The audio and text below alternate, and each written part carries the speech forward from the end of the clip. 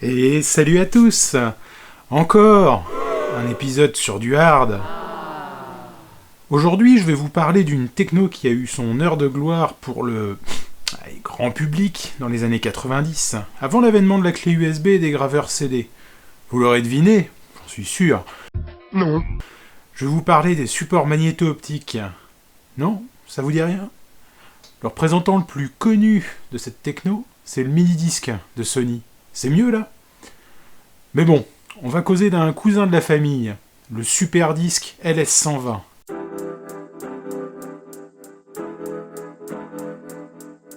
Alors, qu'avons-nous là?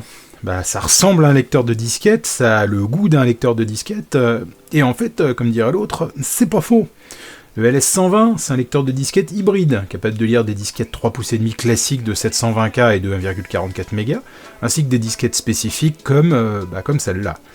Dans cette vidéo, je vous présente un modèle interne qui se connecte en PATA avec une nappe IDE, mais il existe aussi des modèles externes en PCM-CIA, en parallèle, pour ceux qui aiment bien avoir le temps de boire une cafetière en lançant une copie, ainsi qu'en USB.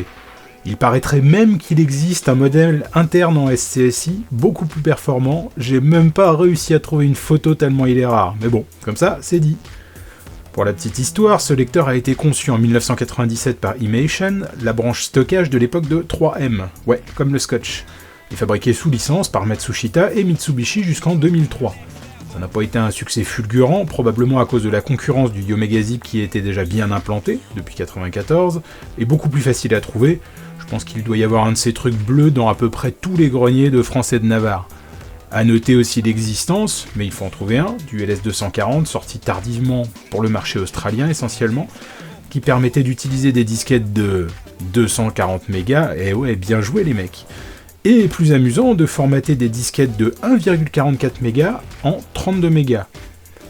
Mais bon, c'est bien beau tout ça, mais comment ça marche le magnétoscope, j'ai mis? Eh bien, mon petit Fred déjà, c'est magnéto-optique, et on va pas se mentir, c'est pas super simple. Mais on va faire au mieux. Pour comparer, on va déjà voir comment on écrit des choses sur un lecteur de disquette normal. Sans rentrer dans le détail, lorsque l'on écrit un bit de données sur une disquette, la tête du lecteur se rapproche du disque, et elle polarise une petite surface, soit vers le nord, soit vers le sud. Suivant le sens, on a un 0 ou un 1. Maintenant, voilà comment ça se passe sur un lecteur magnéto-optique. Globalement, on est sur le même principe, sauf qu'on va fixer notre polarisation. Et comment on fait ça donc? En faisant tout cramer pardi. Blague à part, on va chauffer notre disque et on va en modifier la polarité une fois la température cible atteinte. Ça a pour effet de figer de manière durable la polarité, contrairement aux disquettes classiques qui peuvent être endommagées par un bête aimant. Pour les curieux, la température cible s'appelle la température de Curie, et je mets un petit lien vers la Wikipédia en description. Et maintenant, le LS120.